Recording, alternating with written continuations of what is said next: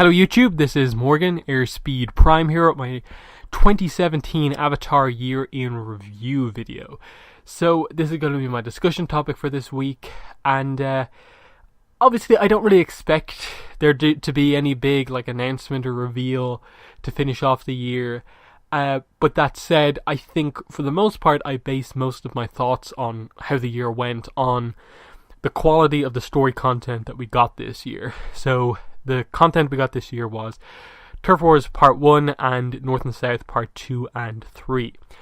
That's basically the only place we got story content from, unless you really want to include the IDW Games Kickstarter for the Pro Bending Arena. That gave us the names of more of the Pro Benders. It's not really story content though, so I don't really think it changes all that much. So I think it's definitely a case where I'd say at least 80% of my thoughts on the year more or less comes down to the quality of the story content, the comics that we got this year. The other 20% is kind of really on the quality of the merchandise. Obviously, how much I focus on the merchandise versus the story, it's kind of up for debate, but I think for sure story content to me matters more than the merchandise. But both are a key factor in, I suppose, the year in Avatar when we don't have a TV show on the air. So overall, I would say 2017 was a fairly average year for Avatar.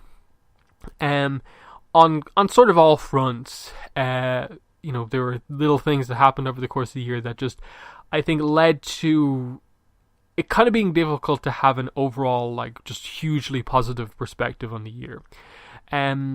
One of the big things this year was just, in regards to the comics, and not even the quality of the books that have come out, I'll talk about that a bit more in a minute, but just everything that happened around the release of those comics, the amount of delays, and then just waiting for some sort of an announcement about what's next, it just created this weird situation in the fandom where there was just large parts of the year where we just had no idea what was going on. Once North and South ended, we had no clue what was happening with Avatar Comics for months. It was hoping that Dark Horse on Facebook gave us this tiny update with hope for something coming forward. And then obviously towards the end of the year, just past the middle point of the year, we finally got the announcement just before New York Comic Con. We got to reveal that there will be another Avatar comic, but the fact that it took that long, the fact that we went multiple months without knowing after the end of North and South what was coming, that's a problem, and I think it's a problem they need to fix, because it's going to be a problem that they tackle coming up in the next few months with Korra Comics, because we know Irene Co's not staying on board, which means that we're encountering the exact same problem that the Avatar comics encountered, which was a transition of creative teams. With that, we went from Gene Yang and Team Gurihuru, and we know next year we're going to get Faith Erin Hicks as the writer and Peter Wortman as the artist. We know Irene Co is not going to stay on to do more Korra comics. Mike, he could stay on to do the writing, but it means that at the very least, the Korra comics, if they're continuing, need a new artist. And if that's a huge problem, it could be months between the end of Turf Wars and us getting an announcement about another Korra comic. The other thing is just they've never confirmed if there is another comic after Turf Wars, which to me is one of the things that Dark Horse should to some degree try to explain to the fans next year. And that is, what is the roadmap, what is the plan for Avatar and Korra comics, just your comics in general. Is there any sense of an end goal in mind? What are you actually trying to accomplish overall with the comics? Is it just continuing on from the show and seeing how far you go, announcing one comic at a time? Or is there any sense of an end goal in mind about, we'll stop after this many books, or we'll eventually expand and do this? Because if there is an end goal, you need to, I think, begin to bring fans a bit more on board with what your goal and idea is. If there's not, then why aren't you expanding the comics out more and doing spin-off stories, doing different lengths of comics, single issues, miniseries and stuff like that? Why isn't there more if the only plan right now is we're just going to tell more stories, basically. And so a big part of the year was just about the kind of not knowing and the waiting between books, and with Turf Wars in particular, delays with the book, in that the final delay that happened with Turf Wars, which pushed it back basically a month and a bit, effectively caused the year to go from having 4 books to only 3, which isn't too big of a problem. Delays happen, but I think the year would have been so much better if we had had the middle part of Turf Wars, because it would have, I think, really got much more in depth into the other plots in Turf Wars, and not meant that the problem with Turf Wars Part 1 is just a huge problem for like Turf Wars overall, just in 2017, only getting the first part. So that's kind of one of the big things, is just Dark Horse's communication, and everything surrounding that. Similarly on that front, the Comic-Cons, San Diego and New York Comic-Con, both had Avatar panels, both nearly identical to each other in terms of what they talked about and what they didn't talk about. And I think this year was the year where I think so many people lost complete interest in those panels, that anyone who's in any way like invested like deeply in the fandom, unless you're actually going to be at one of those conventions and you have the time to go and attend those panels, there's basically no reason to really put much effort into trying to figure out what went on at those panels, because it seems like this was the year that kind of confirmed that they're not really trying to reveal news at those panels, that's not what they're for. And then, like, it doesn't even feel like they're just for advertising the books that they have out, because by all accounts, they didn't mention some of the key releases. Like, they didn't mention North and South Library Edition and so on. So, there's some weird stuff happening with those panels. It feels like they're putting very little effort into, like, trying to make them something more interesting. So, it's at the point now where I feel like if they were to ever actually have a big reveal at one of those panels at this point, unless they really set it up beforehand, that could be a piece of news that just people miss because they have just lost such faith in your panels. And, you know, especially San Diego Comic-Con coming and going without us getting any information at like the height of the point when we didn't know anything about the next Avatar comic. That was, I think, a big mistake. They should have done something to communicate that to the fans better, what exactly was happening. As for the quality of the books that we got this year from Dark Horse, as I said, it's North and South Part 2 and 3, as well as Turf Wars Part 1. I think it's fairly fair to say that this was a fairly weak group of comics compared to previous years. Because for me, and I think a lot of people would agree, North and South is probably the weakest Avatar comic we've got so far.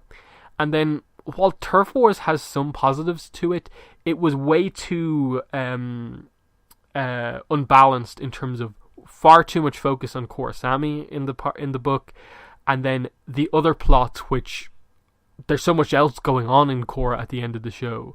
So Turf Wars, as a continuation of that, it should have done a much better job at setting up the other plot points.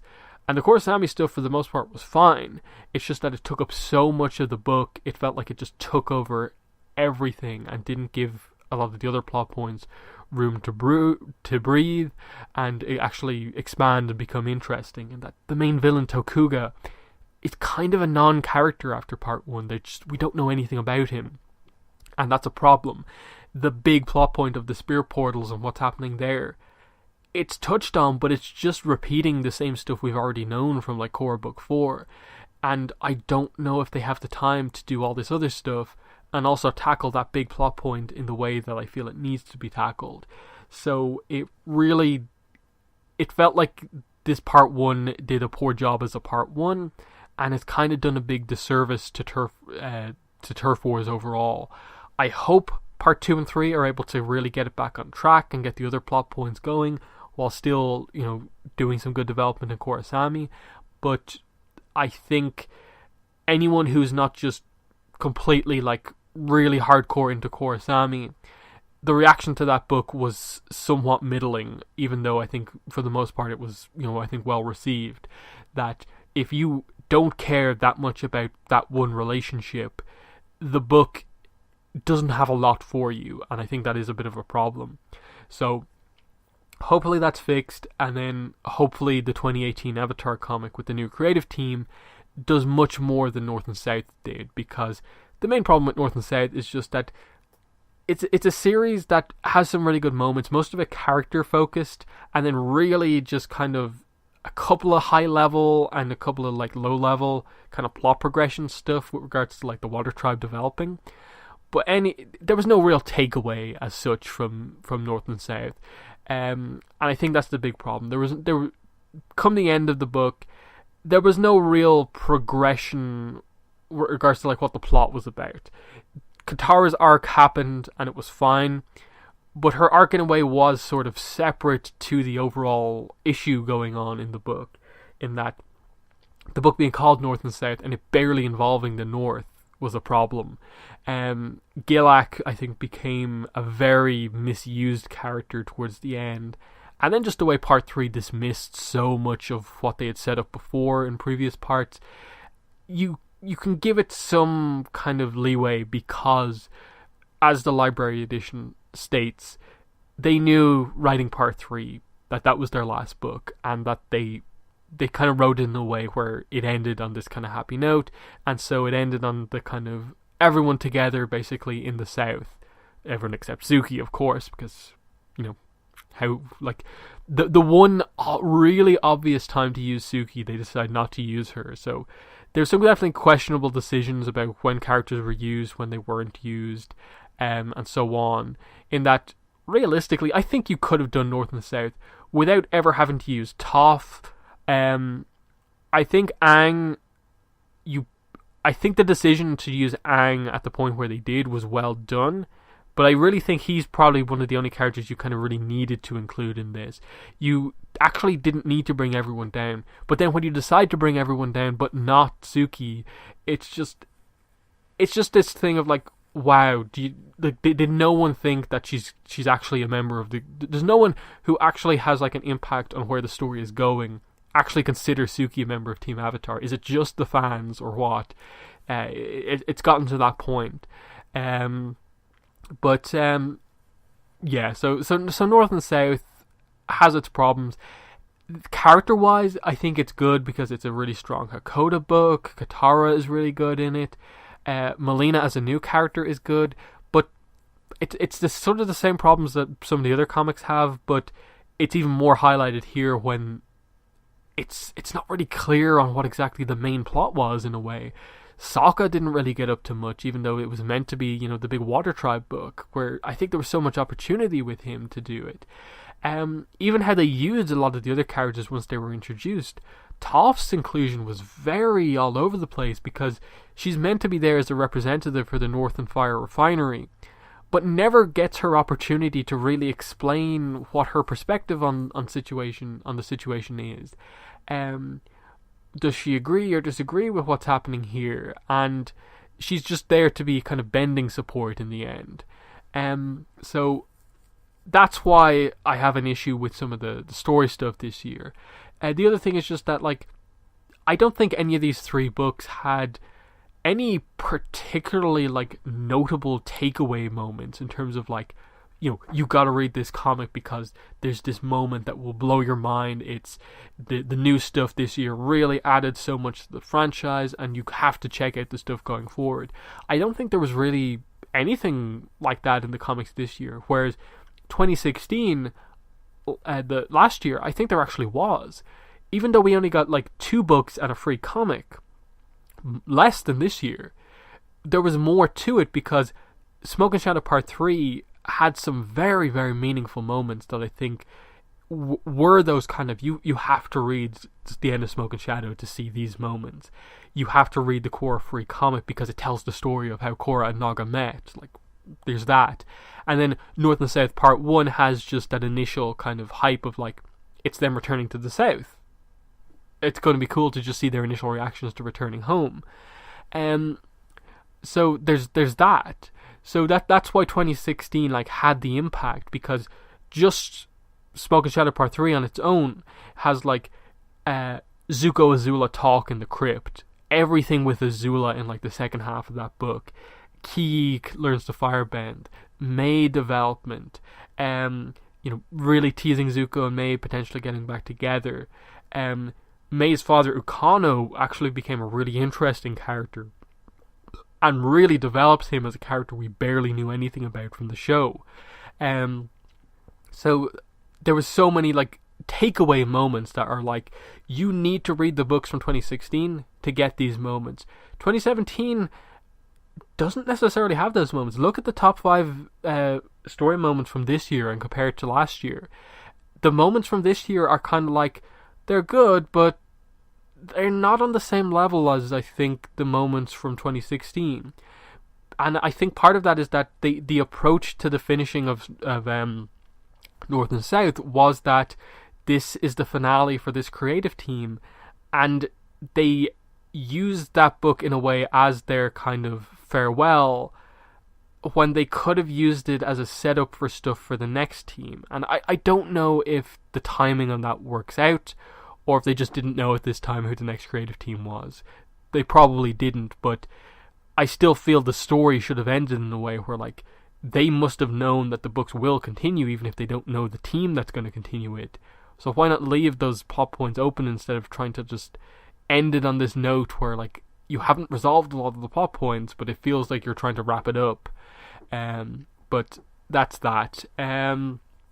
So that's the story content this year, and that's my reasoning for why I don't think it was as good as previous years. Now, don't get me wrong, I liked all 3 books that we got this year: North and South Part 2, 3, and Turf Wars Part 1. I like the 3 of these books, but compared to all the other books, I think they are on the weaker end of things, while still being very strong books themselves.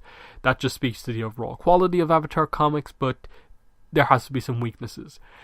Getting into the merchandise side of things, similar to, the comic stuff, it's just kind of inconsistent, I think is the best way to put the merchandise side of thing this year. In that, from Dark Horse, we got 1 book. We got the Korra coloring book, I believe, was the only other non-story kind of content book that we got this year. Zwire Industries didn't release an officially like mass-released product. They had the San Diego Comic-Con exclusive sepia tone Chibi-Ang figure, which was just a repaint of their Chibi-Ang from the year before. And beyond that, they didn't announce anything new. They didn't release anything new. And it's at the point now where it feels like that company is just done. Like, they're not going to put out anything else. Unless they've spent the last year developing stuff, it feels like they're just gone. In that, I don't know how much excitement there's going to be if they do just suddenly decide to reveal more products, because they've been more or less radio silent for the last year. Their last post on, I think, their Facebook page is from March, and then the one before that is December last year. So they've posted once in the last year, and I don't know if they're going to be able to get the excitement back that they had, I think, at the time when they released the Chibi Korra and the Chibi-Ang. In that, I think they had an opportunity with that company to actually get a following behind it. Of like, imagine this year if Zwire Industries had released in that Chibi line, like the next 2, like Chibi Zuko and Chibi Katara, to add to the collection, plus a bigger figure of, say, like Wan or someone. That would have been a really cool thing to have this year, but they just stopped. And then the one thing they did put out was just this repaint that no one cared about as like a convention exclusive. So that's just like what happened there. There was an opportunity. Like I think last year when I did my preview for this year, I was like, I expect Zwire Industries to release a few more figures. That didn't happen. And that was a disappointment this year, in that I think a lot of people expected Zwire to kind of push on. But now it feels like, wait, did the stuff not sell well? Did they have problems? Is the company struggling? Because they've never said anything like that. It just seems like it's just fallen apart because they haven't communicated with us. So there's that. And then going back to Dark Horse, again, the coloring book was good. But now what? do you have any plans, Dark Horse, to do anything beyond just the actual comics? You've done a coloring book for Avatar and Korra. You've done a poster book for Avatar and Korra. What's next? Do you have any plan for any other ancillary merchandise? Are you going to do more statues? Or what? Is there a plan to do anything like an encyclopedia for Avatar?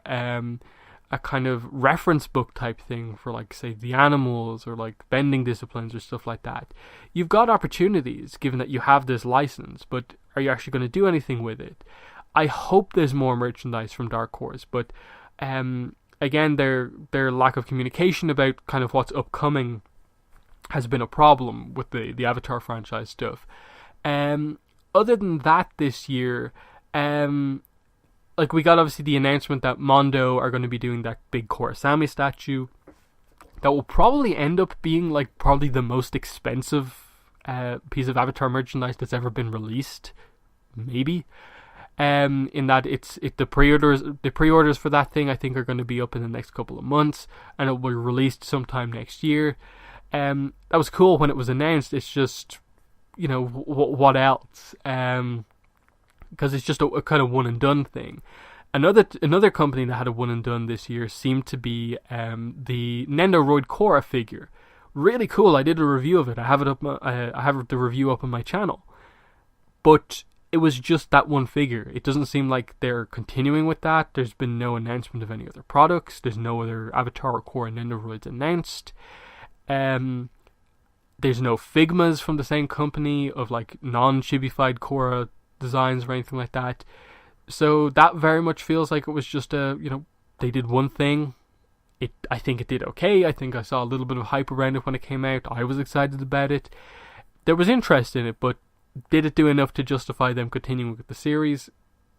I don't know. And it's the same problem of, like, I don't know if it's just that the company just doesn't want to do anymore, or poor sales mean that it wouldn't be financially viable for them to do more. We don't have that information. But it's just that thing of, like, if they had announced, like, a series of Korra or Avatar Nendoroids, that would be cool, because I think they're such a well-respected kind of company with all the anime stuff that they do and the amount of characters that they cover. You could have got a following, but you only did one. And that kind of feels like the tagline for this year. It's just like, yeah, you released one thing this year. Great. And it meant that the one really big positive, I suppose the two positive things towards the end of the year, were the announcement of the IDW games deal of, like, they have the license for kind of board games, tabletop games for Avatar and Korra, and they announced their Pro Bending Arena game. And their Kickstarter for that was actually a really cool thing to follow while it was going. To see how they announced everything, in that it was a really well-run campaign. They revealed new information with the teams, in terms of kind of some better looks at the logos for certain kind of pro bending teams, the announcement of new character names that we had never seen before. And while, for me certainly, and I think a lot of people, they don't have that much of an interest in tabletop games, just the way they did that campaign, I think, just created interest around it because they had fun with it. And knowing that they're going to be doing more board games going forward, and next year we'll see the full release of that game, that'll be interesting to see how it does. The other big thing more recently was obviously Zen Monkey Studios announcing that they were doing Avatar and Korra pins. And I think this is kind of the big thing in terms of, like, looking forward to next year. It feels like so far it's been a really good start for Zen Monkey Studios with regards to their foray into, like, Avatar and Korra merchandise. And based on their communication with fans and what seems to be their plan going forward with regards to the amount of characters that they want to do, they're taking a lot of fan feedback on board in terms of what characters they are doing. That looks like it will work very well for them going forward. And just the excitement that I think has been generated to a degree with at least a small section of the fandom, just around, like, a company that's making these pins, like a seemingly, like, random thing, like just pins, or it suddenly has the Avatar fandom a bit excited. But the way they've approached it, like, the fandom appreciates that sort of a response from the company. So they definitely seem like the biggest highlight of the year in terms of Avatar merchandise. In that, I'd still probably say, like, overall, the Korra Nendoroid, I think, is my favorite piece of merchandise from the year. But in terms of going forward, in terms of continuity and stuff like that, Zen Monkey looked like the big thing going forward.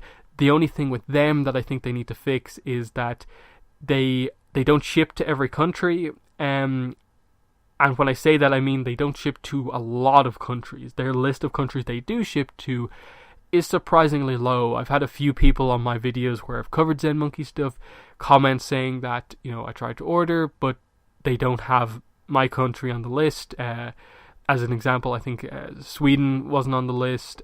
Someone said Vietnam wasn't on the list. And when I did my order, I did notice that it was actually a surprisingly small list. I was just like, okay, there's some obvious countries there, but why isn't this country or this country there? So there's that. And then just in general, I think the way, obviously, ordering kind of internationally and like customs and stuff like that, it does kind of, I think, scare away a lot of international fans from being like, oh, I want to collect the whole set. So, like, it's one of those things where, like, I don't know if there's anything they can do, but if there's any possible thing that they could do to make ordering internationally just that little bit easier, to have any sort of like guarantee that, stuff won't be hit by customs, I think they should be doing everything possible. But again, I don't know if that's possible. But they're probably doing everything they can. But expanding the amount of countries that they can ship to, maybe having somewhat like more regular sales to kind of mean that, international people can like now safely, without kind of getting customs fees, order like 2 pins instead of just 1 or something like that. Just so it kind of gets under the usual kind of customs threshold of like items under this value or of negligible value. But that's, I think, mostly it. So an inconsistent year for merchandise that had some pretty good positives towards the end of the year that look good going forward, and that we're probably going to get more IDW games next year. We're going to get more pins next year, which looks really positive. But then beyond that, what other merchandise is there actually going to be next year outside of the Korrasami statue and so on? That's what we're not really sure about. There are other little things that happened during the year. More recently, Avatar was released on iTunes in 1080p. That was a positive. I would hope that maybe means like something like an Avatar Blu-ray potentially happening next year. But again, that's all hope for next year. I will be doing a 2018 prediction, kind of my thoughts on what I expect to happen next year for Avatar merchandise and story. But just to wrap this one up, inconsistent year for the merchandise that ended quite well with Zen Monkey Studios and IDW Games. And then the story content obviously ended quite early in the year. Obviously ending in like June, July with the release of Turf Wars Part 1. That was disappointing. That it just meant we had like the last 6 to 5 months of the year with like nothing new to look forward to. And then the 3 books being, I think, weaker than other years. It just meant that overall 2017 wasn't the greatest year in comparison in the fandom. But it was still fairly solid for a franchise that is kind of having some of its, I suppose, lower years with regards to the fact that there isn't a TV show on the horizon.